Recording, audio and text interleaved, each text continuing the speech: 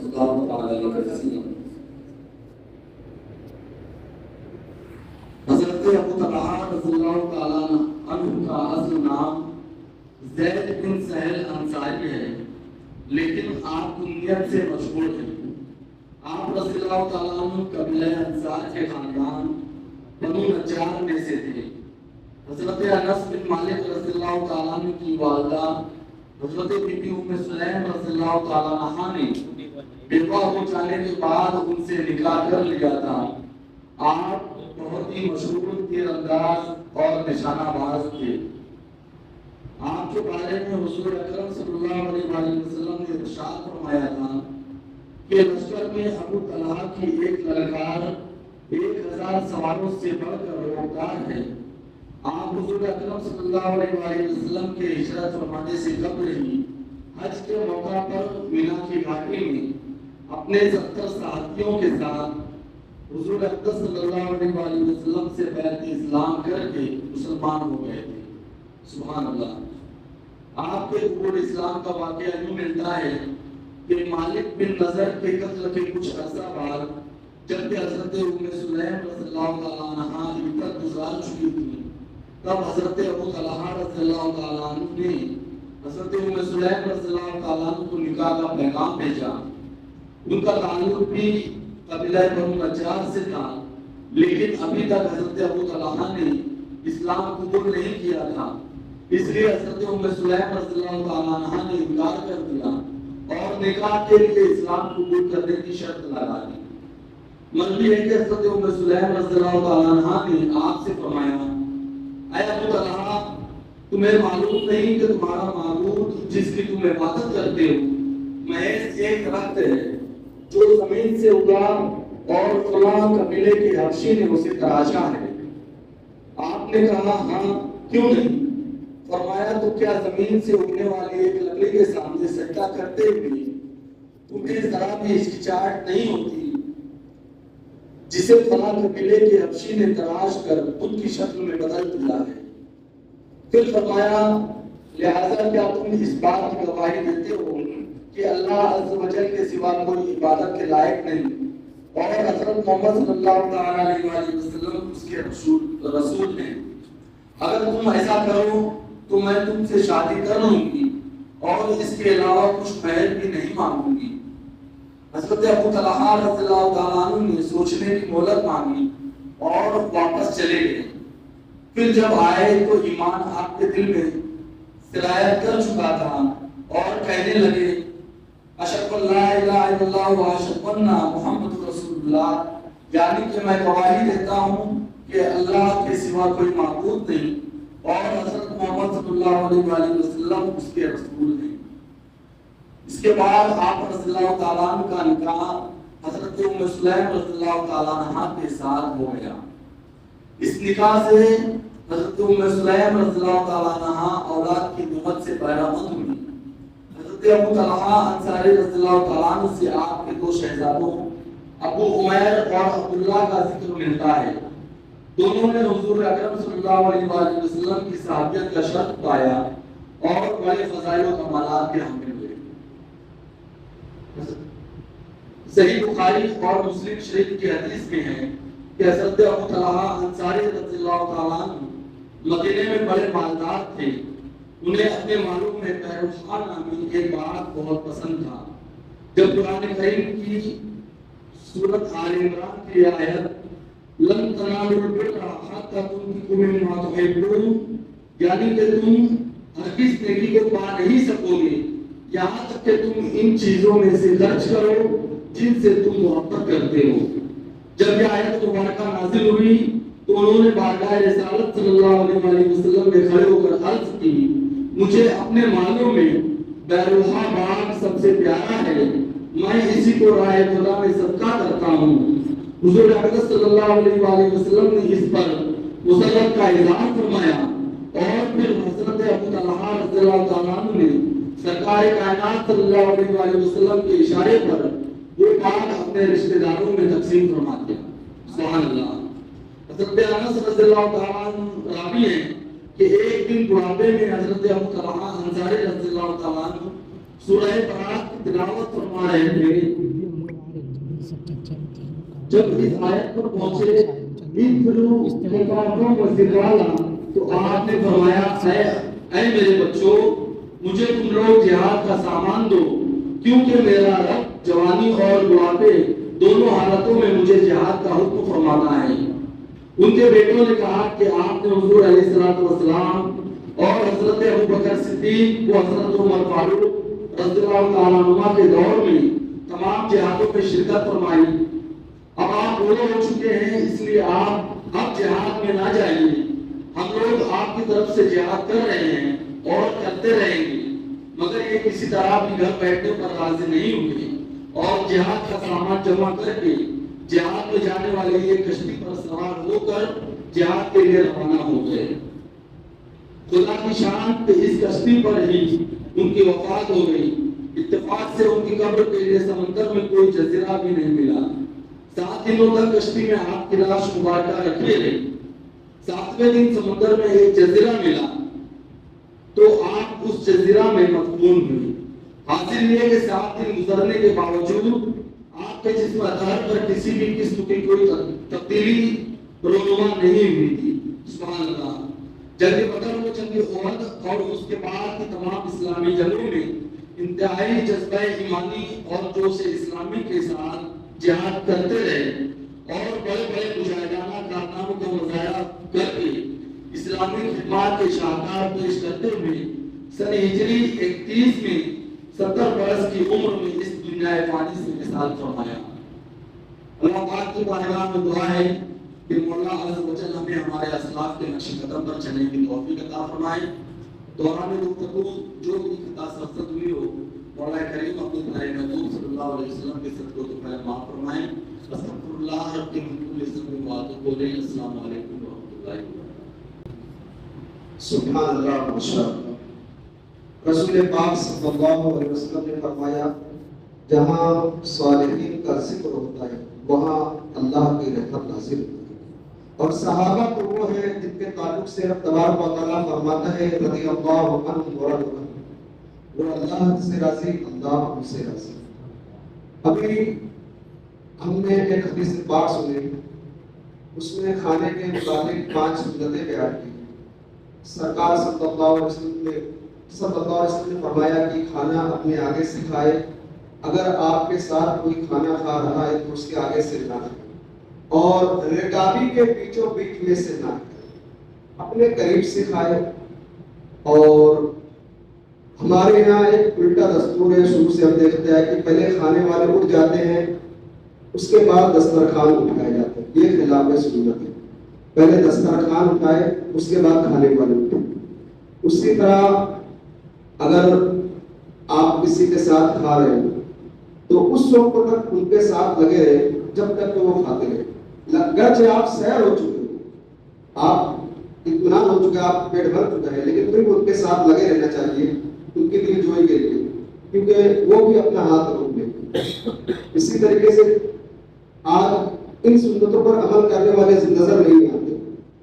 آج ہو سکے تو یہ ساری سنتیں خود بھی عمل کیجیے اور اپنے گھروں میں بال بچوں کو، دوست احباب کو، سب کو بتائیے۔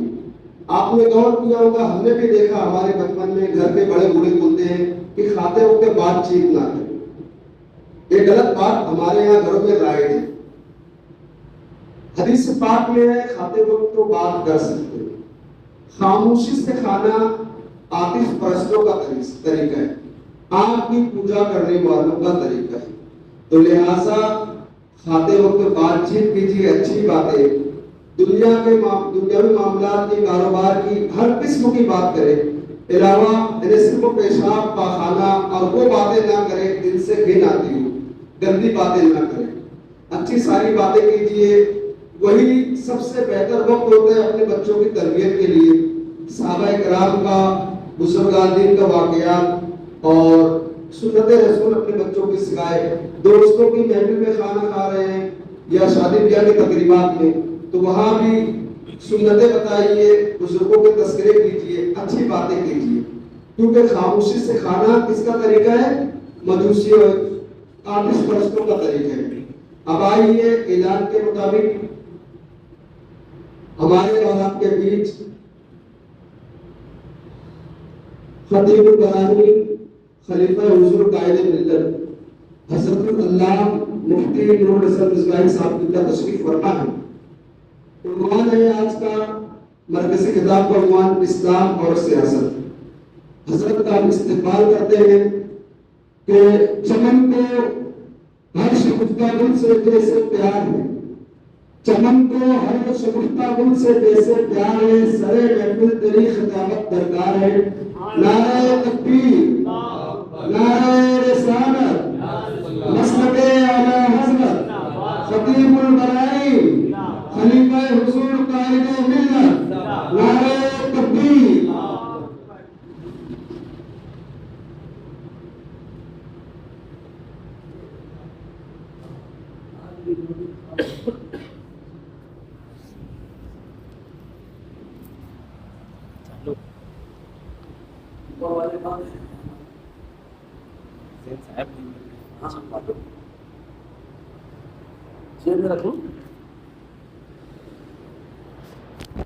الحمدللہ رب العالمین والصلاة والسلام على سید الانبیاء والمرسلین وعلى آلہ واصحابہ اجمعین، اما بعد، اعوذ باللہ من الشیطان الرجیم، بسم اللہ الرحمن الرحیم۔ کنتم خیر امہ اخرجت للناس تأمرون بالمعروف وتنہون عن المنکر وتؤمنون باللہ، صدق اللہ مولانا العظیم وبلغنا رسولہ النبی الامین المتین الکریم، ونحن على ذلك لمن الشاهدین والشاکرین والحمد للہ رب العالمین۔ السلام علیکم ورحمۃ اللہ وبرکاتہ۔ موضوع تو ایسا ہے کہ جو بندوں سے ڈرتا ہے وہ بھاگتا ہے، اور جو اللہ سے ڈرتا ہے وہ جمع رہتا ہے۔ بہرحال، حالانکہ ہمارے پوسٹر میں اعلان ڈالا گیا، سیاست حاضرہ سے اس کا کوئی تعلق نہیں، اور نہ اپنے کو کسی پہ کمنٹ کرنا ہے، بس جو دین کہتا ہے وہ آپ کے سامنے رکھنا ہے۔ عام طور سے لوگ یہ سمجھتے ہیں جو سیاست میں گیا وہ گیا، کیونکہ سیاست کو ہم لوگوں نے اس میں ہیڈنگ بھی لگی شجر ممنوعہ، یعنی ایسا درخت ہے کہ آدم علیہ السلام نے کھایا، زمین پہ اتارے گئے، اگر ہم نے کھا لیا تو جانے کہاں کہاں اتارے گئے۔ یہ لوگوں کے دماغ میں بیٹھی ہے بات۔ تو حضور صلی اللہ علیہ وسلم کے طریقے کیا بتاتے ہیں، سیاست کا لغوی معنی کیا ہے، اصطلاحی معنی کیا ہے، اور پھر اس کے بعد آقا علیہ السلام کے دور سے کیا سیاست کا ثبوت ملتا ہے، اور کیا خلفائے راشدین نے سیاست کی ہے۔ بس انہی باتوں کو آپ کے سامنے ٹوٹے پھوٹے انداز میں دلائل کے ساتھ پیش کرنے کی کوشش کرتا ہوں۔ آئیے ایک بار جھوم کر ہدیہ درود و سلام پیش کریں، پڑھیں بآواز بلند صلی اللہ علیہ صلی اللہ علیہ وسلم، صلاۃ و سلام علیک یا سیدی یا رسول اللہ صلی اللہ تعالی علیہ وسلم۔ سیاست کو سمجھنے سے پہلے اس لفظ کو سمجھنا پڑے گا۔ ہمارے یہاں سیاست کو فارسی میں لے کے جاتے ہیں، حالانکہ یہ عربی لفظ ہے۔ سیاست یہ عربی لفظ ہے، جیسے قیادت ہے ویسے سیاست ہے، جیسے روایت ہے ایک لفظ عربی کا، حکایت ہے اسی انداز میں ایک عربی کا لفظ سیاست ہے۔ یہ فارسی لفظ نہیں ہے، یہ فارسی میں اکثر لوگ بولتے ہیں یہ لفظ تھا حقیقت میں سیاہ، پھر سخت، تو سیاہ مانے کالا، سخت مانے بولے سچ، تو ہم نے کہا پیارے تم نے نکالا تو ضرور فارسی سے، لیکن ایک ہندی کا آ گیا، سخت سے جو ست آ گیا، سمجھ رہے ہیں آپ؟ تو یہ لفظ عربی کا ہے سیاست، یہ باب نصرہ سے آتا ہے، نصرہ ینصرو سے، ساسا یسوسو سیاستن، سائز سیاست کرنے والے کو سائز کہا جاتا ہے۔ اس کا لغوی معنی کیا ہوگا؟ لغوی معنی ہوتا ہے کسی کام کا ذمہ دار ہونا، کسی کام کا ذمہ دار ہونا۔ کہا جاتا ہے عربی میں سوبسا فلان امرا بنی فلاں، فلاں قبیلہ بنو فلاں کے معاملے کا ذمہ دار ہو گیا۔ تو جو سیاست کے معنی ہوتا ہے ذمہ دار ہونا، لغوی اعتبار سے، شرعی اعتبار سے الگ الگ اس کے معنی بیان کیے گئے۔ کسی نے کہا ہوا علاقۃ بین الحاکم والمحکوم، کہ سیاست کا معنی حاکم اور محکوم کے درمیان ایک تعلق اور ایک رشتہ ہے، اسی رشتے کو سیاست کہا جاتا ہے۔ یعنی جو حاکم ہے اور محکوم ہے دونوں کے درمیان رشتہ اگر اچھا ہو جائے تو اس رشتے اچھے کرنے کو کہا جائے گا سیاست اچھی ہو رہی ہے۔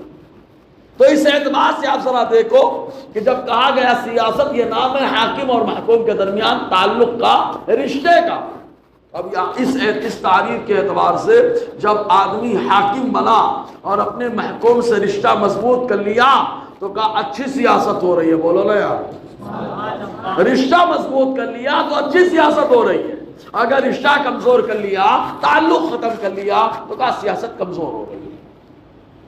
اب اس اعتبار سے آپ دیکھو مسلح کا امام بھی اپنی قوم کا حاکم ہے، بولو نا یار، اور مصطفیٰ جان رحمت تو اللہ تعالیٰ نے پوری کائنات کا حاکم بنایا، اور مصطفیٰ سے رشتہ کسی کا ختم نہیں ہوا، کہا رشتہ مصطفیٰ کا مضبوط رہا، کہا اس اعتبار سے مصطفیٰ نے شاندار سیاست کی ہے، بولو نا یار، یعنی حاکم رہے اور اپنی محکوم اور اپنی قوم اور اپنے ماننے والوں سے رشتہ مضبوط رکھا ہے، اسی مضبوط رشتے کو سیاست کہا جاتا ہے۔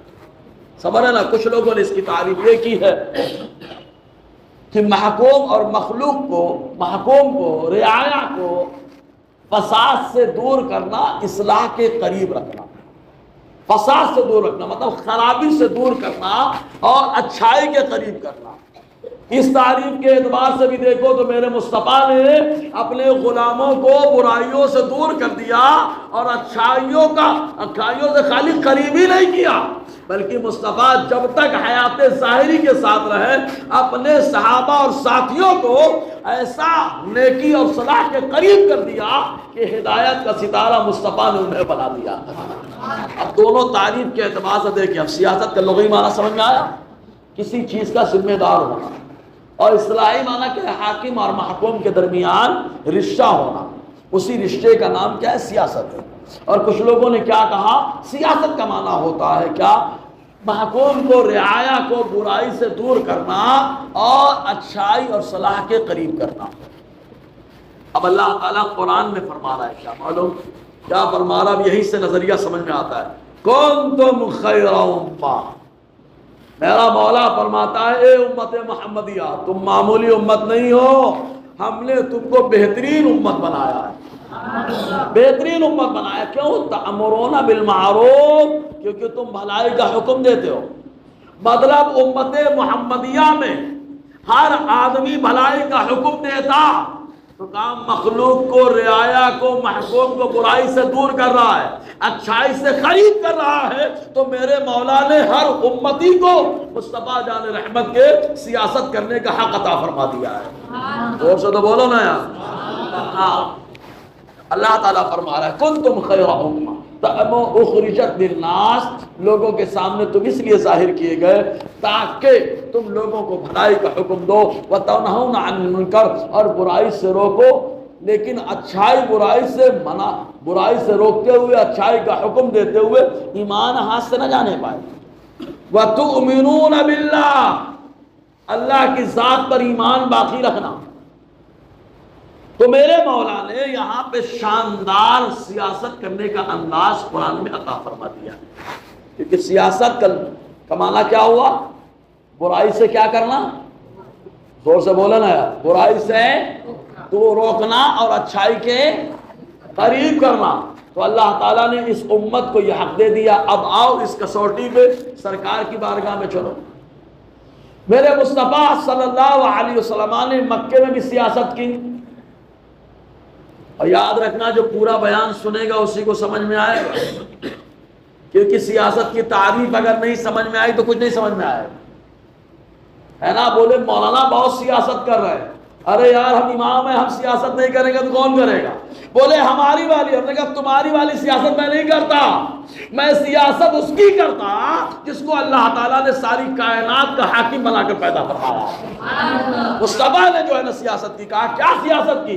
کہا خرابی سے دور کر دیا اور اچھائی کے قریب کر دیا۔ بہت سلو بولے یار آپ لوگ۔ اب آپ اس اعتبار سے دیکھو بیان کیا، کوئی ٹینشن ہے؟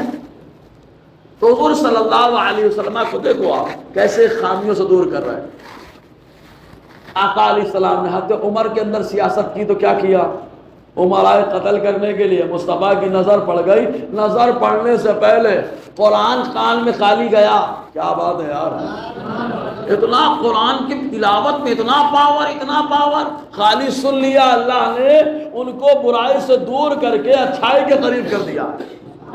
یہ سیاست ہے۔ کچھ لوگوں نے اور کہا، اس میں بولے ایک جملہ اور بڑھاؤ، برائی سے دور کرنا اور اچھائی سے قریب کرنا۔ تو کچھ لوگوں نے کہا ایک اور جملہ بڑھاؤ، کہا کیا؟ کہا انصاف کرنا۔ تو جن لوگوں نے دو جملے رکھے تھے، برائی سے دور کرنا، اچھائی کے قریب کرنا، وہ کھڑے ہو گئے، ارے بولے انصاف کرنا اس میں داخل ہے۔ کہا کیوں؟ کہا اس لیے کہ انصاف وہی کرے گا جو آدمی برائی سے دور رہے گا اور اچھائی سے قریب رہے گا۔ بولو نا یار۔ اور یہ اچھائی سے قریب کرنا اور برائی سے دور کرنا، یہ کس کا معنی ہوا؟ زور سے بولو نا یار، زور سے بولیے سب لوگ۔ سیاست کا معنی کیا ہوا؟ ہاں، اچھائی سے قریب کرنا اور برائی سے دور کرنا، یہ ہے سیاست کا معنی۔ کیونکہ سیاست لفظ کہاں سے آیا ہے؟ عربی سے آیا ہے، اور جب عربی سے آیا ہے تو عربی اعتبار سے اس کا معنی ہو۔ کہا ہمارے محاورے میں تو کچھ چل رہا ہے۔ ہم نے کہا ہم آپ کے محاورے کی بات ہی نہیں کر رہے، ہم تو اعلان کر رہے ہیں باقاعدہ۔ کیا اعلان کر رہے ہیں؟ سیاست حاضرہ سے ہمارے اجتماع کا کوئی تعلق نہیں۔ ہم تو وہ بات کر رہے ہیں جس میں نبی کا ہم نے کلمہ پڑھا ہے، انہوں نے کس انداز میں کیا ہے۔ اب آؤ آقا علیہ السلام کی پوری زندگی دیکھ لو۔ آقا علیہ السلام نے سینٹر بھی قائم کیے تاکہ لوگوں کو جو اچھائی کے قریب کیا جائے، برائی سے دور کیا جائے۔ کہا پہلا سینٹر، کہا خانہ کعبہ میں خود مصطفیٰ نے قائم کیا تھا۔ کہا کہاں؟ کہا یہ سینٹر جو قائم ہوا تھا حضرت ارقم بن ارقم، ابھی ارقم رضی اللہ تعالیٰ کے گھر میں، حضرت ارقم کے گھر میں مصطفیٰ نے سینٹر قائم کیا۔ اسی سینٹر کو مدرسہ بھی کہا جاتا تھا۔ آقا یہاں صحابہ کی تربیت بھی فرماتے تھے، صحابہ کرام کو جو ہے شریعت کی باتیں بھی بتاتے تھے، اور حضور صلی اللہ علیہ وسلم یہیں سے تبلیغ کرنے کا ذہن بھی عطا فرماتے تھے۔ سمجھے نا؟ تو آقا علیہ السلام نے اس کے بعد جب انداز لیا، اب سیاست میں ایک معاملہ اور آتا ہے، جھگڑے ہوتے ہیں کالے کا گورے کا، یورپ میں بہت چلتا ہے، کالا گورا جھگڑا چلتا ہے، اور کچھ علاقوں میں علاقائی جھگڑا چلتا ہے۔ تو ان جھگڑوں کو ختم کرنے کے لیے میرے مصطفیٰ نے کیا ذہن عطا فرمایا؟ ایک ذہن مدینے میں دیا۔ کہا کیسا؟ کہا حضور صلی اللہ علیہ وسلم جب مدینہ آئے تو آقا علیہ السلام نے مدینے میں رہنے کے کچھ اصول بتائے۔ پہلا اصول آقا علیہ السلام نے یہ اپنایا کہ انصار اور مہاجر کو کہا بھائی بھائی ہو۔ بولو نا یار، کیونکہ عام طور سے انصار مہاجر فلاں علاقے کا فلاں علاقے کو جھگڑا ہوتا، تو مصطفیٰ نے اس خامی کو دور کر کے اچھائی کے قریب کر دیا، اور کیا بتا دیا کہ انصار مہاجر کے درمیان ایک رشتہ قائم کر دیا جائے جس کو مواخات کا رشتہ کہا جاتا ہے۔ بولے نا یار، اس رشتے کے بارے میں محرم میں بہت سنتے ہیں۔ کیا سنتے ہیں؟ بولے کہ آقا علیہ السلام نے سب کو سب کا بھائی بنا دیا، حضرت علی رہ گئے روتے ہوئے مصطفیٰ کی بارگاہ میں۔ آقا علیہ السلام نے کیا فرمایا؟ علی کیا ٹینشن ہے، کیوں رو رہے ہو؟ تو حضرت علی نے کہا سرکار سب کو آپ نے ایک مہاجر کو انصار کا بھائی اور انصار کو مہاجر کا بھائی بنا دیا، ہم لوگ تو میں رہ گیا، میں تو کسی کا بھائی نہیں بنا۔ آقا نے فرمایا انما ترکتک لنفسی، علی میں نے تم کو کسی کا بھائی اس لیے نہیں بنایا کیونکہ میں نے تم کو اپنے لیے چھوڑ رکھا تھا۔ حضرت علی کو آقا نے اپنے لیے چھوڑ رکھا تھا۔ تو وہ جھگڑا ختم کرنے کے لیے مصطفیٰ نے یہاں پہ ایک سیاست کا شاندار نمونہ پیش فرمایا ہے۔ یہاں سے معلوم ہوا کہ یہ علاقائی تھا، معاملات ختم ہو، اور اس کے بعد حضور صلی اللہ علیہ وسلم نے پھر کالے گولے کا جھگڑا نہ ہونے پائے، اس لیے مصطفیٰ نے شاندار منشور حجۃ الوداع کے خطبے میں عطا فرمایا۔ اور تو بولے یار، اور ہم لوگ جو ہے نا کیونکہ سمجھ نہیں پاتے نا، اس لیے بولتے ہو سیاست میں اپنے کو نہیں آنے، بیت الخلاء جانے کے نہیں جانے، جانے کا نا بھائی ضرورت ہے تو جس چیز کی ضرورت ہے تو پوری کرنا ہے نا بھائی۔ طالب کرنے جانے کا کہ نہیں جانے جانا ہے نا بھائی، جہاں جس کی ضرورت ہے۔ کھانا کھانے جانے کا کہ نہیں جانے کا؟ کبھی کبھی کھانا کھانا بھی غلط ہوتا ہے، کبھی کھانا کھانا اچھا ہوتا ہے۔ تو کہا غلط کب ہوتا ہے؟ کہا اگر اس نے پیشاب بچے نے کر دیا تو غلط ہو گیا، سود کا مال آ گیا تو غلط ہو گیا، رشوت کا مال آ گیا تو غلط ہو گیا، اور وہیں پہ اگر حلال کمائی کا مال آ گیا تو ہر لقمے پہ اللہ تعالیٰ صدقے کا ثواب عطا فرماتا ہے۔ تو اسی انداز میں آپ اس نہاد پہ دیکھو کہ سیاست کا معنی کیا؟ برائی سے دور کرنا، اچھائی سے قریب کرنا۔ تو حجۃ الوداع کے موقع پہ آقا علیہ السلام نے خطبہ دیا۔ کیا خطبہ؟ بڑا لمبا خطبہ ہے، اس خطبے کو خاص طور سے بیان کرنا چاہیے، پورا منشور حضور نے گنایا اس کے اندر۔ حجۃ الوداع یعنی آخر جو حضور نے حج کیا اس میں جو خطبہ دیا، تقریر کی۔ اور ہم لوگ تو کیا ہے، درسگاہ میں خالی پڑھاتے ہیں، باہر تو پڑھاتے نہیں۔ مصطفیٰ جان رحمت کی درسگاہ بھی چلتی پھرتی ہوتی، میرا نبی تو جہاں کھڑا ہو جاتا وہاں دین کی باتیں شروع کر دیتا، بولا نا یار، یعنی وہاں پر اللہ کے رسول اپنے قدموں کو لگا کے مدرسہ بنا دیتے۔ عالی شان عمارت کی ضرورت نہیں ہے، مصطفیٰ تو جہاں قدم رکھتے وہاں مدرسہ چل رہا ہے نا۔ تو حضور صلی اللہ علیہ وسلم نے اس میں خطبہ دیا تو کیا فرمایا معلوم ہے؟ عربی کو عجمی پر فضیلت نہیں۔ حالانکہ حضور ہی کا قول ہے کہ عربی سے محبت کرو 3 وجہوں سے، اس لیے کہ میں عربی ہوں، قرآن عربی ہے اور جنتیوں کی زبان عربی ہے۔ لیکن اسی نبی صلی اللہ علیہ وسلم کا فرمان کیا ہے؟ آقا علیہ السلام کیا فرمان ہے؟ عربی کو عجمی پر فضیلت نہیں، یعنی عرب کا جو خطہ ہے اس کے باہر والے عجم کہلاتے ہیں، ہم لوگ عجمی ہیں۔ پھر آقا علیہ السلام نے فرمایا گورے کو کالے پہ فضیلت نہیں، یعنی مصطفیٰ جان رحمت کی نظریں دیکھ رہی تھی کہ معاملات آ سکتے ہیں یورپ میں، گورے کالے کا معاملہ آ جائے گا، لوگ جو ہے نا ٹینشن لیں گے۔ آقا نے فرمایا میرا کلمہ پڑھ لینا، یہ جھگڑا خود بخود ختم ہو جائے گا اور مزاج مل جائے گا کہ سب میں کھڑے ہو گئے محمود و ایاز، نہ کوئی بندہ رہا نہ کوئی بندہ نواز۔ تو آقا علیہ السلام نے فرمایا گورے کو کالے میں فضیلت نہیں، ہاں فضیلت ہے تو تقوی کی وجہ سے۔ کس کی وجہ سے؟ تقوی کی وجہ سے۔ تو یہ آقا علیہ السلام نے یہاں پر شاندار ایک سیاست کا نمونہ پیش فرمایا۔ اور آگے بڑھے آپ، عرب مدینہ طیبہ جب حضور صلی اللہ علیہ وسلم آئے تو جب اسلام پھلنے پھولنے لگا تو یہودیوں کو بڑا ٹینشن ہو گیا، چونکہ مدینے میں یہودی آباد رہے بہت زیادہ، تو ان کو بہت زیادہ ٹینشن ہوا۔ اور جب ان کو ٹینشن ہوا تو ٹینشن میں یہ لوگ اتنا زیادہ ٹینشن لے لیے کہ ہم لوگ کاروبار کیسے کریں گے، مسلمان زیادہ ہو جائیں گے، ہم لوگ کیسے رہیں گے۔ تو پھر حضور صلی اللہ علیہ وسلم نے کاروباری اعتبار سے ایک معاہدہ کیا تھا، ایک معاہدہ آقا علیہ السلام نے کیا، جس معاہدے کے اندر یہودی بھی مسلمانوں سے کاروبار کر سکتے تھے اور مسلمان بھی یہودیوں سے کاروبار کر سکتے تھے۔ آج بھی وزیر خارجہ دوسرے ملکوں میں جاتا کیا؟ معاہدہ کرنے کے لیے، وہاں سے یہ لا رہا ہے، یہاں سے وہ جا رہا ہے، امپورٹ ایکسپورٹ کا معاملہ معاہدہ کر کے آتا۔ کہا یہ کہاں سے ذہن ملا ہے؟ کہا اس نبی نے ذہن دیا جس نے ارشاد فرمایا انما بعثت معلما، اے لوگوں سنو، میرے اللہ نے مجھے سارے جہان کا معلم بنا کر کے بھیجا ہے۔ یہ جانا آنا معاہدہ کرنا یہ آقا علیہ السلام نے طریقہ سکھایا ہے۔ تو حضور صلی اللہ علیہ وسلم نے معاہدہ کیا، شاندار معاہدہ تھا۔ اس معاہدے کے تحت مدینے کے لوگ بڑے خوشحال ہو گئے، اتنے خوشحال ہو گئے کہ مکے کے لوگوں کو ٹینشن ہو گیا، مکے کے لوگوں کو ٹینشن ہو گئے، ان کو ٹینشن ہوا، تب جا کر کے حملہ کرنے کے پلان سے آئے۔ کبھی بدر کا معاملہ پیش آیا اور کبھی جو ہے احد کا معاملہ پیش آیا۔ کہا کیوں؟ کہا جو مصطفیٰ نے اصول دیے تھے، مسلمان بھی ترقی کر رہا تھا اور مسلمان کے زیر سایہ آ کر کے یہودی وہ بھی ترقی کر رہا تھا۔ یہی وجہ ہے کہ حضور صلی اللہ علیہ وسلم کے اصول و ثوابت آپ غور کریں تو معلوم ہوگا شاندار سیاست و قیادت کا نمونہ میرے مصطفیٰ نے پیش فرمایا۔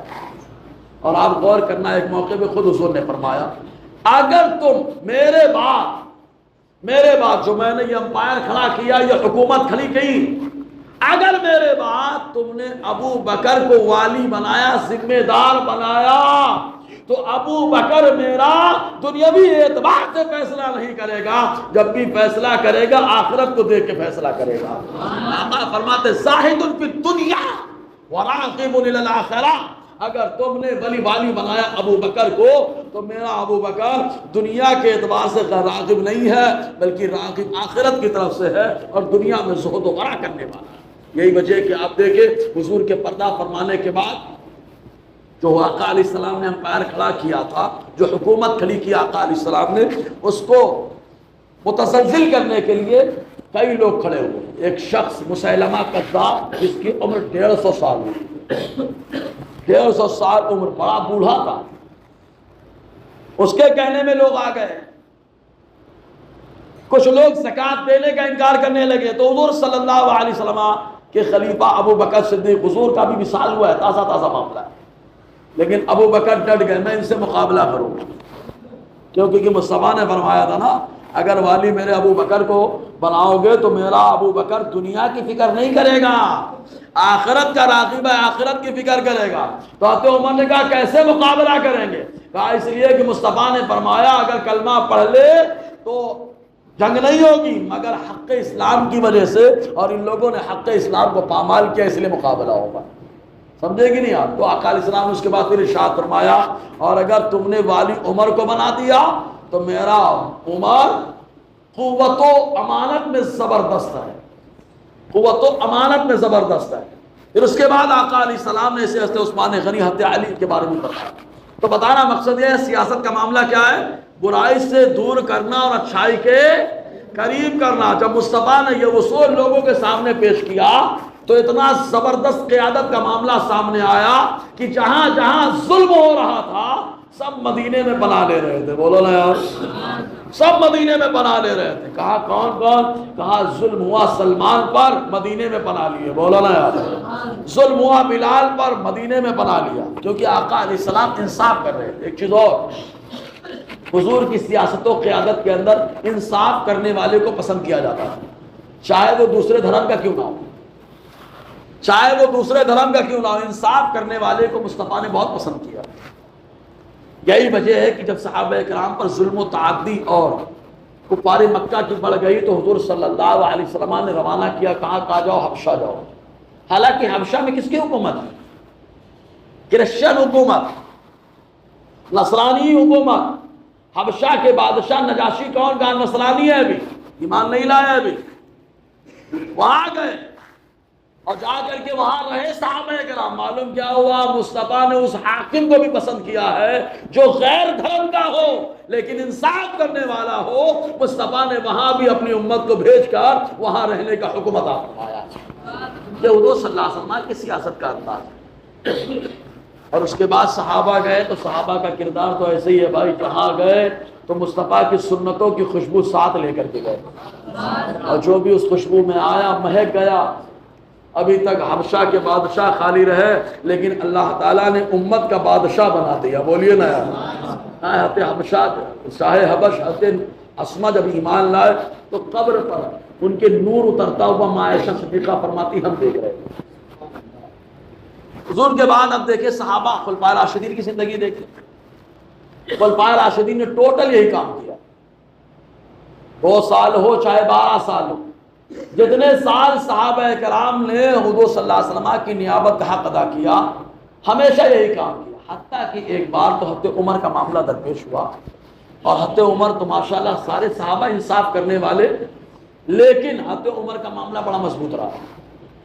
ایک مرتبہ کچھ کپڑے آئے تھے مال غنیمت کے، اور جب وہ کپڑے آئے مال غنیمت کے تو حضرت عمر نے سب میں بانٹ دیا اور ان کو بھی کچھ کپڑے ملے. ایک ہی جوڑا ملا تھا تو حضرت عمر نے خود نہیں پہنا، اپنے بیٹے عبداللہ ابن عمر کو پہنا دیا. عبداللہ ابن عمر نے وہ کپڑا پہن لیا. جمعہ کے دن حضرت عمر خطبہ دینے کے لیے کھڑے. وہ عمر جن کے بارے میں میرا نبی فرمائے جن کی زبان پر بھی حق ہے اور جن کے دل میں بھی حق ہے یار. وہ عمر جن کے بارے میں مصطفیٰ فرمائے شیطان بھی راستہ بدل دیتا. وہ عمر خطبہ دینے کے لیے کھڑے ہوتے. ایک صحابی کھڑے ہو گئے، کہا آپ کے بیٹے نے کپڑا پہنا ہے نیا، جو کپڑا سب کے لیے آیا تھا ہم لوگوں کو ایک ہی ایک ملا، آپ کے لڑکے نے کپڑا پہن رکھا، گویا کہ آپ نے 2 لے لیا. ہم تب تک آپ کا خطبہ نہیں سنیں گے جب تک آپ اس کی وضاحت نہیں کریں. اس کی وضاحت کر دیں اس کے بعد خطبہ ہم سن لیں. ہم لوگ ہوتے تو ناراض ہو جاتے، دوران بیان ڈسٹرب کرتا ہے. لیکن واہ عمر ایسے عمر نہیں ہے، ایسے عدل و انصاف نہیں قائم ہو گیا. حضرت عمر کی محنتیں ایسی، قربانی ایسی.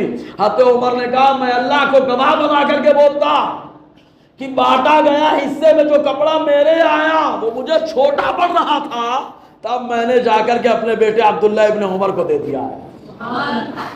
جو سوال کر رہے تھے خاموش بیٹھ گئے، اور اس کے بعد خطبہ شروع ہوا جمعہ کا. یہ عدل و انصاف کا نظام صحابہ کرام نے نظام سیاست میں قائم کیا. اسی سیاست کے اندر آقا علیہ السلام نے جو ذہن دیا، حکومت کا جو ذہن دیا، اس ذہن میں مظلوم کے اوپر مظلوم کی مدد کا حکم دیا آقا نے، مظلوم پر ظلم کرنے کا نہیں. کبھی تو آقا علیہ السلام فرماتے مظلوم پہ زیادتی مت کرنا، کیونکہ جب مظلوم دعا کرتا ہے تو اس کے درمیان اور لوح محفوظ کے درمیان کوئی پردہ نہیں ہوتا. جیسے ہی وہ دعا کرتا ہے فوراً اللہ تعالیٰ دعا کو قبول فرما لیتا ہے. یہ ہے مصطفیٰ جان رحمت کے نظام سیاست. یہ صحابہ کرام نے اسی نظام کو اپنایا تو اللہ تبارک و تعالیٰ نے پورے عرب ہی نہیں، عرب کے آزو بازو میں اسی دور میں اسلام کی روشنی کو پھیلا دیا تھا. اسی آقا علیہ السلام اسی کے اندر ارشاد فرمایا کہ جب سیاست ہوتی تو لڑائی جھگڑے بھی ہوتے ہیں. تو ہمارے ہاں تو مشہور ہے محبت میں سب جائز ہے، اس میں بھی سب جائز ہے، لیکن مصطفیٰ نے سیاست اپنے نظام سیاست میں کچھ چیزوں سے منع فرمایا. کیا منع فرمایا معلوم؟ آقا علیہ السلام نے فرمایا اگر جھگڑا ہو جائے تو عورتوں پہ حملہ مت کرنا. حضور نے فرمایا اگر جھگڑا ہو جائے تو بوڑھوں پہ حملہ مت کرنا. حضور نے فرمایا اگر جھگڑا ہو جائے تو بچوں پہ حملہ مت کرنا. یہ حضور صلی اللہ علیہ وسلم کا نظام سیاست ہے، جس نظام سیاست میں نہ بچوں پہ ظلم ہو رہا ہے، نہ بوڑھوں پہ ظلم ہو رہا ہے، نہ عورتوں پہ ظلم ہو رہا ہے.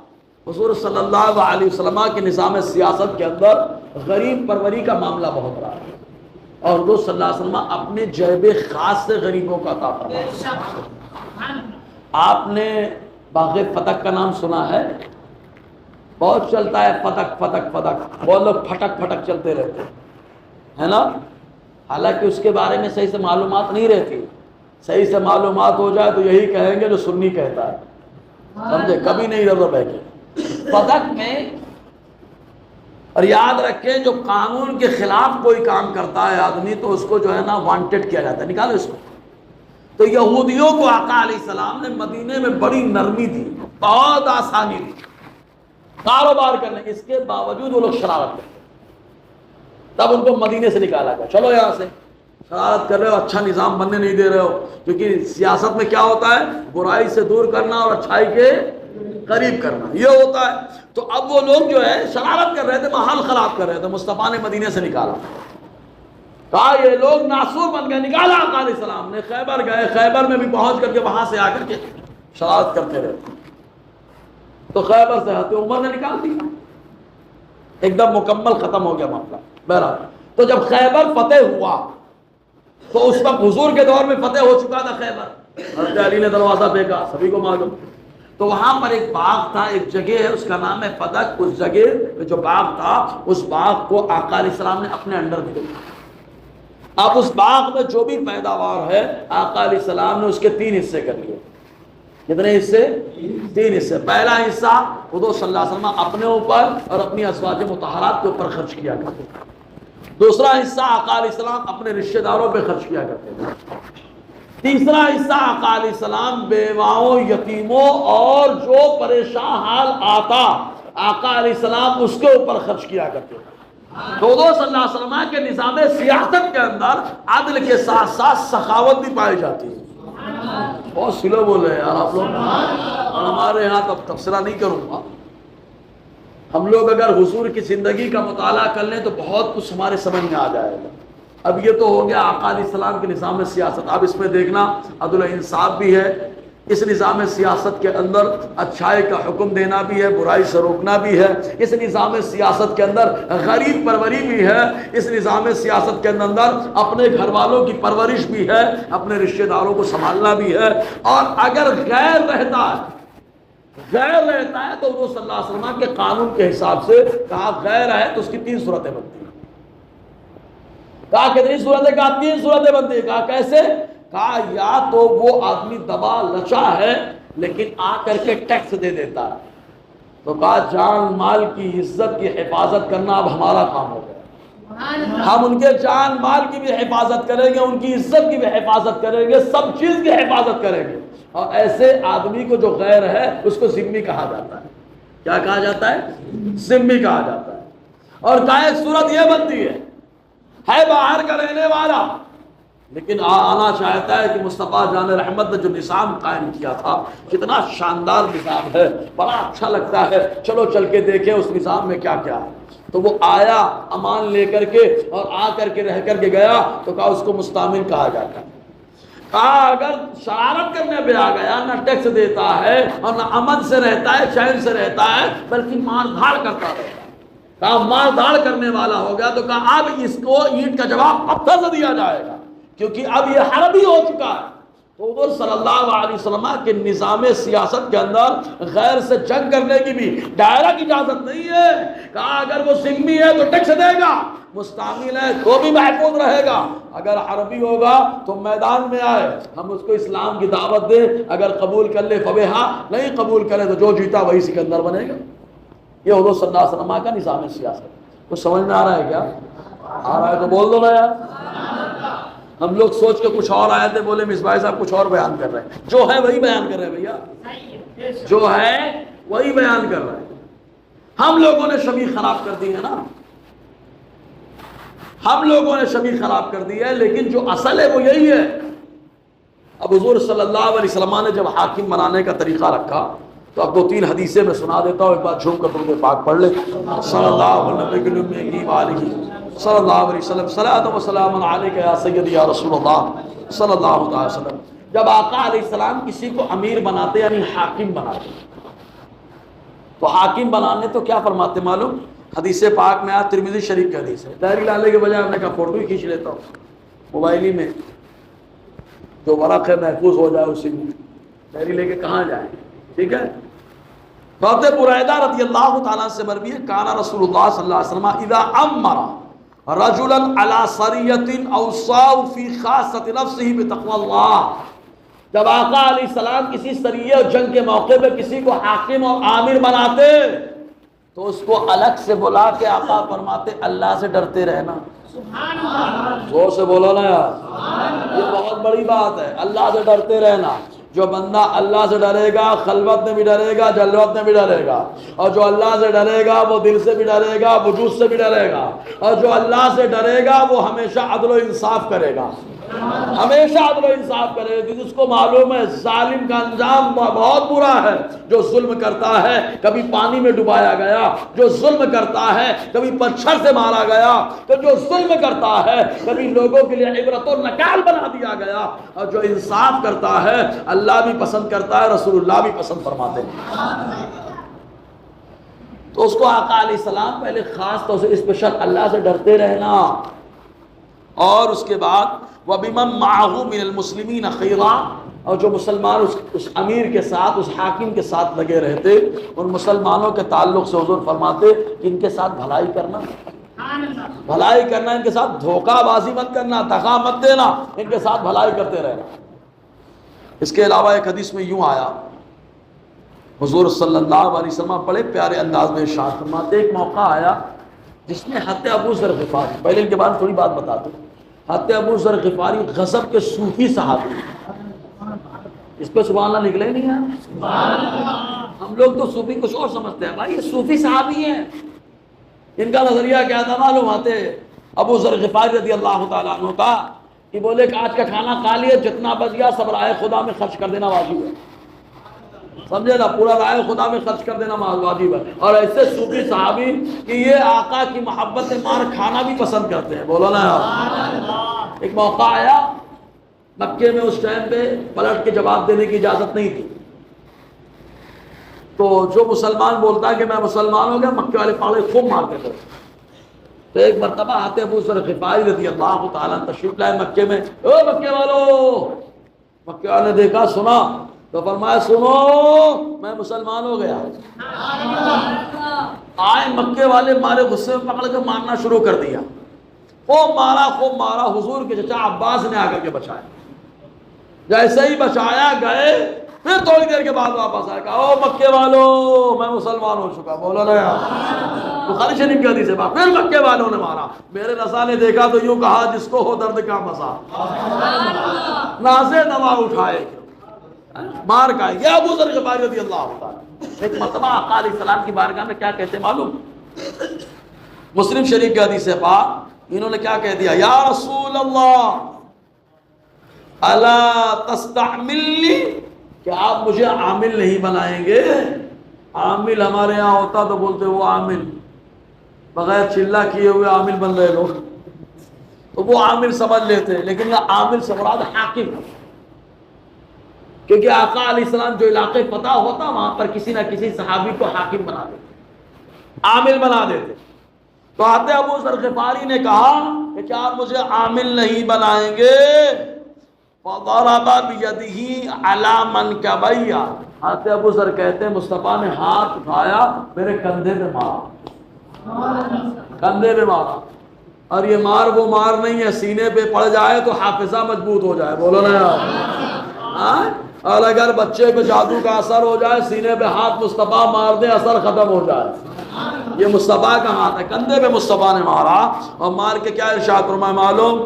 آقا فرماتے یا ابا ذر انک ضعیف وانها امانہ وانها یوم القیامہ خزو وندامہ۔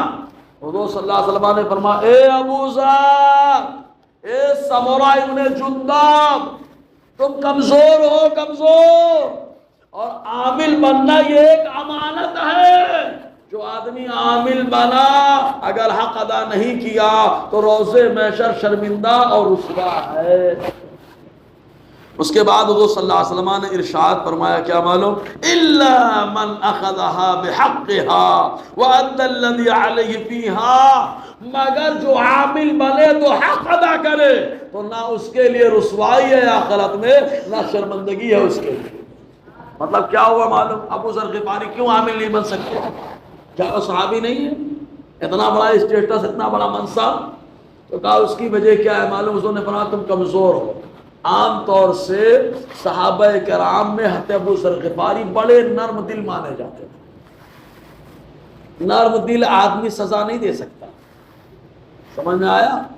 نرم دل آدمی جان دو یار، چھوڑ دو یار، تو آقا نے فرمایا اگر تم نرم دل ہو چھوڑ دو گے تو امانت میں خیانت ہوگی، اور امانت میں خیانت جو کرے گا آخرت میں رسوا ہو جائے گا۔ اے ابو ذر غفاری تم مت بنو عامل، لیکن اگر عمر کی بات آئے تو دیکھو، بولو نا یار، حضرت عمر عامل بنے بلکہ خلیفہ بنے، تو ان کا کیسے اللہ تعالیٰ نے دین کو نافذ کرنے کا سلیقہ دیا تھا، نظام سیاست کے قانون میں برابری کا ذہن دیا۔ ایک عیسائی بادشاہ گزرا ہے، کتاب المقاصد وغیرہ پڑھیں فتوح الشام میں تو اس کا ذکر ملے گا۔ ایک بادشاہ ہے، کرسچن تھا، عیسائی تھا، اسلام لایا، اور جب اسلام لایا نیا تو اسلام لانے کے بعد حضرت عمر کے پاس آیا، بولے میں آپ کے ساتھ مکہ چلوں گا عمرہ کرنے۔ حضرت عمر نے کہا ٹھیک ہے چلو میرے ساتھ، اور اسلام میں چھوٹا بڑا کوئی نہیں ہوتا، اور اگر کوئی بڑا ہوتا ہے تو تقوی کی وجہ سے ہوتا ہے، سمجھے؟ فتوے کی وجہ سے نہیں بھائی، سمجھ میں آیا؟ تقوی کی وجہ سے۔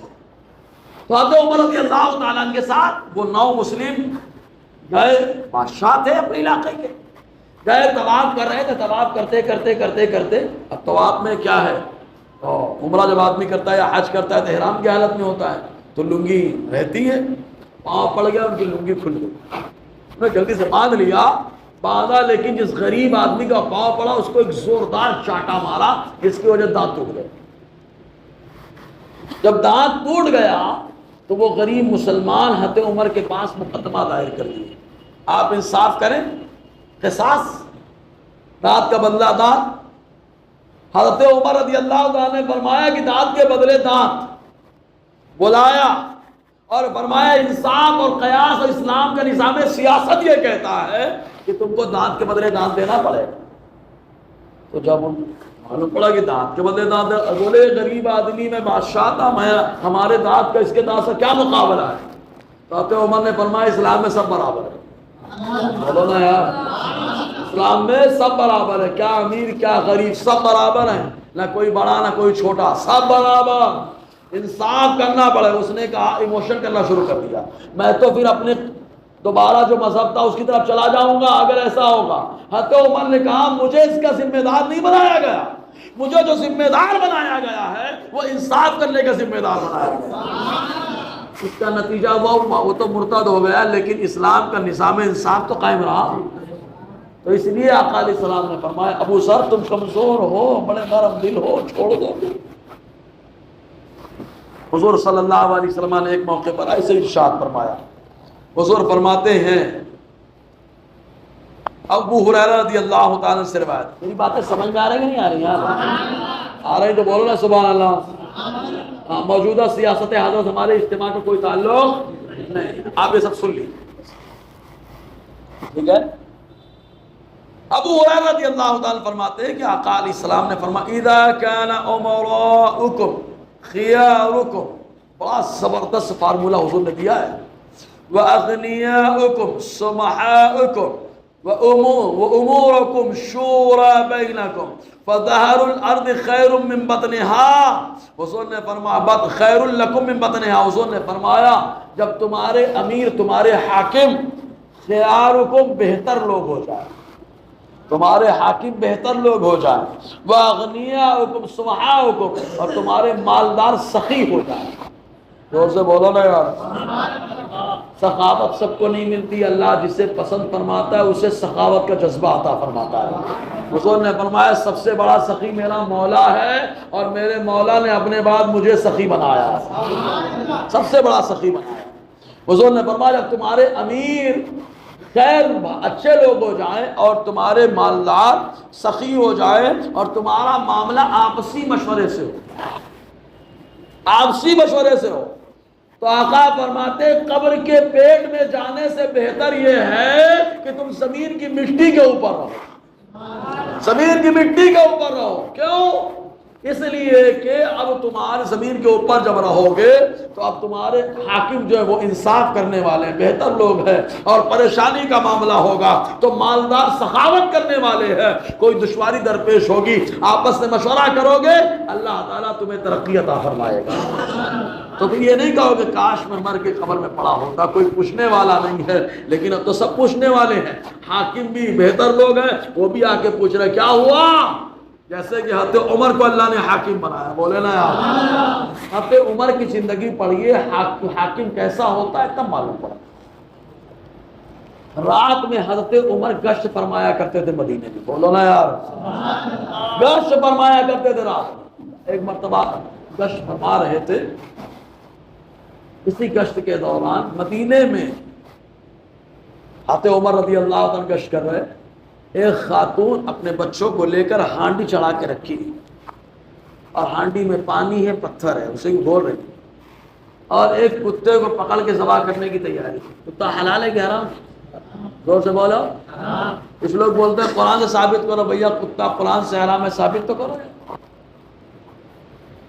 صحیح ہے کہ نہیں؟ بولے ڈائریکٹ ثابت کرو، ڈائریکٹ، تو ڈائریکٹ ثابت کرو کتا حرام۔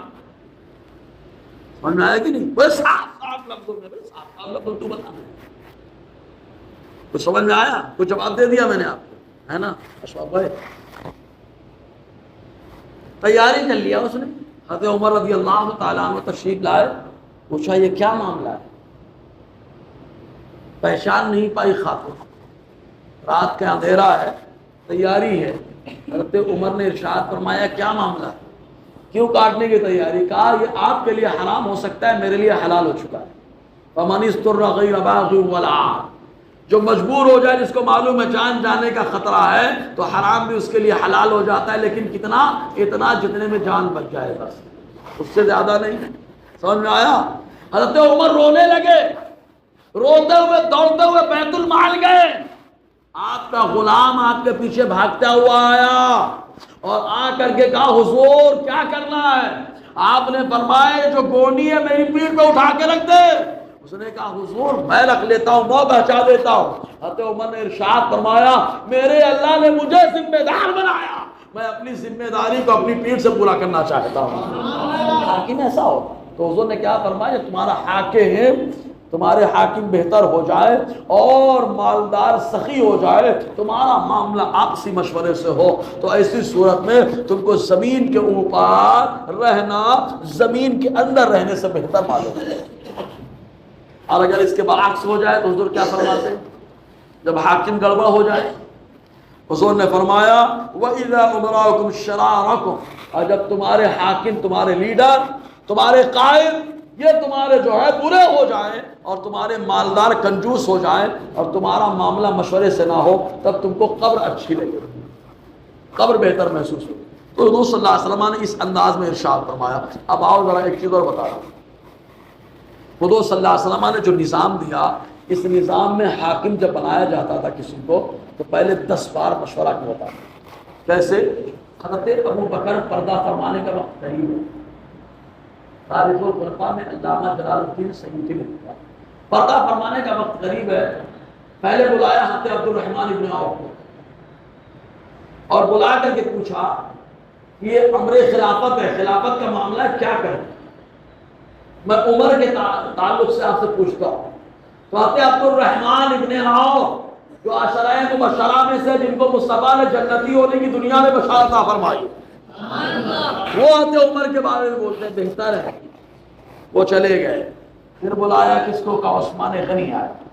آقا علیہ حضرت ابو بکر نے فرمایا عثمان غنی سے عمر کے بارے میں ارادہ ہے بنانے کا، آپ کیا کہتے ہو؟ حضرت عثمان غنی نے کہا بہتر کے بارے میں آپ نے سوچا۔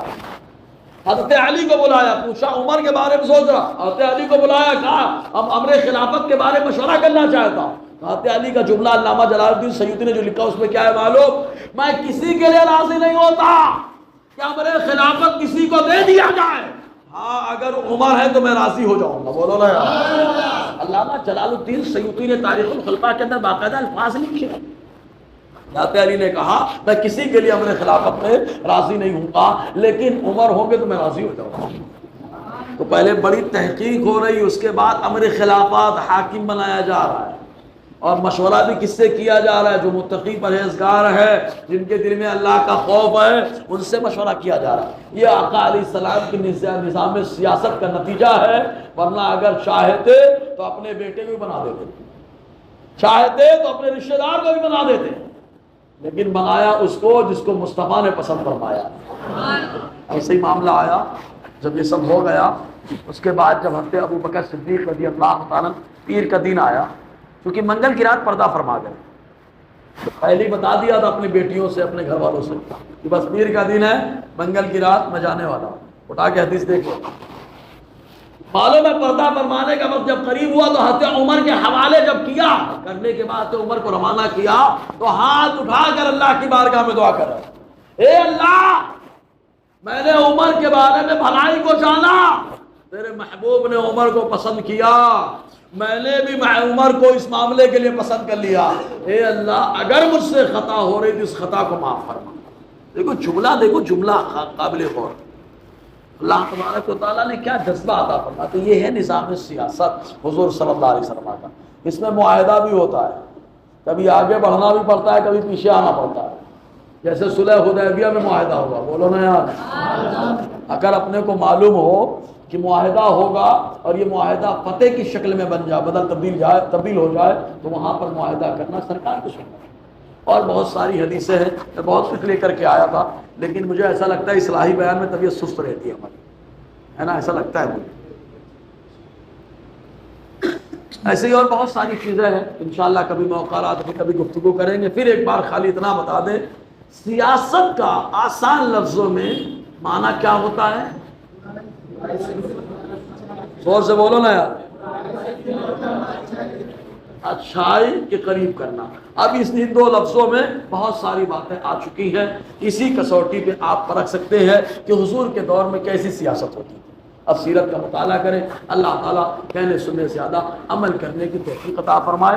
دوران گفتگو غیر شرعی کلمات نکلے ہوں، واستغفر اللہ رب العزت اشہد ان لا الہ الا اللہ واشہد ان محمدا عبدہ ورسولہ۔ السلام علیکم ورحمۃ اللہ وبرکاتہ۔ ایک انعام سنیں گے، ابھی اپنے ہاتھ چل رہا ہے، کیا بولے، اور عالم افضل ہے کہ سید صاحب افضل ہے، یہ بات بہت ٹینشن والا معاملہ چلتا ہے۔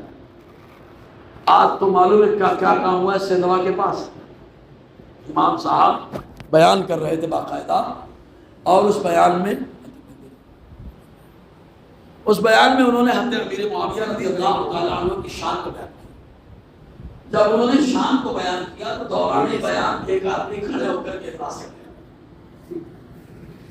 سوالے بیان کھڑے ہو کر کے ایک آدمی اعتراض کرنے لگا، تو یاد رکھیں پیارے، اپنے بچوں کو عالم بنائیں، ورنہ آج مسجد میں ایک آدمی کھڑے ہو کر کے اعتراض کیا ہے، کل سینکڑوں کھڑے ہو کر کے اعتراض کریں گے۔ جب آپ کے پاس علم ہوگا تو ہی آپ جواب دے پائیں۔ سمجھ میں آیا؟ انہوں نے خالی اتنا بول دیا، حضرت امیر معاویہ رضی اللہ تعالیٰ کی شان میں گستاخی کرنے والا جہنمی کتوں میں سے کتا ہے، بس کھڑا ہو گیا۔ وہ کئی اعتراض کرتا ہے، وہ بھی خاموش ہو گیا۔ میرے پاس فون آیا، میں نے کہا اس نے جتنے سوالات قائم کیے کاغذ میں لکھو اور اس کو بولو ہر سوال کا جو ہے نا اعتراض حوالہ دے رہا ہے، کتاب کا حوالہ دو، کتاب کا حوالہ دو، اس کے بعد ہر سوال کا جواب دینے کے لیے امام احمد رضا کے غلام موجود ہیں۔ سمجھنا ہے؟ بنانا چاہ رہا ہوں کہ اپنے بچوں کو عالم حافظ بناؤ، ورنہ آگے چل کے جینا دو بھر کر دیں گے۔ حدیث صحیح ہو جاتی ہے تو نہیں مانتے، اور تاریخ کیا ہے؟ تاریخ بتائیے کہ کون سی سند سے تاریخ پہنچی ہے آپ تک؟ قرآن پہ کوئی شبہ ہے؟ قرآن کہہ رہا ہے سارے صحابہ سے اللہ نے جنت کا وعدہ فرمایا، بولو نا۔ تو قرآن کے مقابلے میں تاریخ کو لا رہے ہو جس کی سند کا پتہ نہیں، پتہ نہیں، سمجھ میں آیا؟ اور بہت ساری چیزیں جب علمی گفتگو ہوگی ویسے مناظرے تو سامنے آ چکے ہیں۔ ایک تو وہاں پر ڈپلوما مناظر کی کھل گئی پن پٹی، اور یہاں پر تو توبہ بھی کرا دی لوگ، سبحان اللہ بول رہے ہیں۔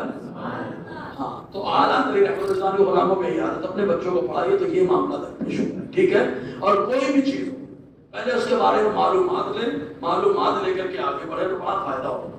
اور تھوڑا سے کرامت سے تو ہٹیے بھائی، ہم کرامت کا انکار نہیں کر رہے، کرامت سنیے پڑھیے سب کریے، لیکن کچھ اور بھی سنیے ساتھ۔ موضوع دیکھ کر جب یہ موضوع آیا ہم کچھ اور بورڈ بنا کے آئے تھے، بولے اس موضوع پہ بولے گے شاید، لیکن اس پر دیکھے نہیں تو مذہب اسلام اور سیاست ہے، ہندوستان اور سیاست نہیں ہے۔ موضوع فرق سمجھ میں آیا؟ ہندوستان چونکہ جمہوری ملک ہے نا، تو جمہوری سیاست کا معاملہ الگ ہوتا ہے، اور نظام سیاست جو اسلام میں ہے اس کا معاملہ الگ ہوتا ہے۔ اگر سمجھ میں آئے تو آپ بولو سبحان اللہ۔ دونوں میں بڑا فرق ہوتا ہے۔ پھر پوچھیں گے ووٹ کس کو دے، تو جو دین کا جو زیادہ کام کرے شریعت نے اس کو ووٹ ڈالنے کا حکم دیا ہے، بس شرعی مسئلہ سمجھ میں آتے ہیں۔ ہاں آپ نے کیلنڈر ہے، سب کو اس کی اوقات اس کی تاریخ دکھا دیتا ہے، ہم کو بھی اتنا خوبصورت لگا اب کی لگا کہ جیلانی مشن نے قادری فیضان جاری کیا ہے، بولو گا بڑا خوبصورت کیلنڈر ہے، بڑا خوبصورت ہے نا، ہے نا؟ اچھا، اور کیلنڈر میں ہمارے یہاں تو تاریخ یہی دیکھتے ہیں، اقرب وقرب اس میں نہیں ملے گا۔ عتیق بھائی اقرب ختم کر دیا نا اس سے، دیکھنا پڑے گا، میں دیکھا نہیں، اقرب ختم ہونا چاہیے، دیکھنا پڑے گا۔ اقرب کی کوئی حیثیت نہیں، مطلب یہ دیکھ لیجئے کیلنڈر ہے جیلانی مشن کا، تو اپنے گھر میں لے کے جائیے، کتنا پرائس بتا کے رکھو گیا، 20 روپیہ، واہ کیا بات ہے، صرف آج کا دن 20، اس کے بعد کیا بات ہے بھیا، ابھی تو 20 تو ہوگا اپنے پاس، لے جاؤ ایڈوانس بکنگ کراؤ، کھڑے ہو کے سنا تو